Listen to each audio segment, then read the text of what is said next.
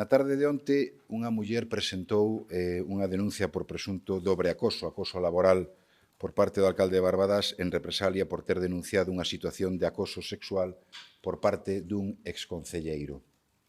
O Partido Provincial atendeu a denuncia desta persoa e das súas testemunhas onte pola tarde.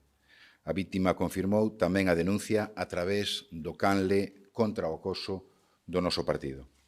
Co coñecemento da entrada da denuncia, activamos o protocolo socialista antiacoso, como fixemos a vez anterior, a semana pasada. O Partido Provincial, ao ser o órgano inmediatamente superior afectado, vaise reunir hoxe mesmo para recabar as testemunhas das persoas implicadas e depurar as responsabilidades ata chegar ata o final, como fixemos tamén en Lugo. O partido pediralle que deixe os seus cargos, tanto institucionais como orgánicos. Somos, como saben e como decimos, somos un partido onde o acoso ten tolerancia cero e o único que actúa con rapidez e con contundencia.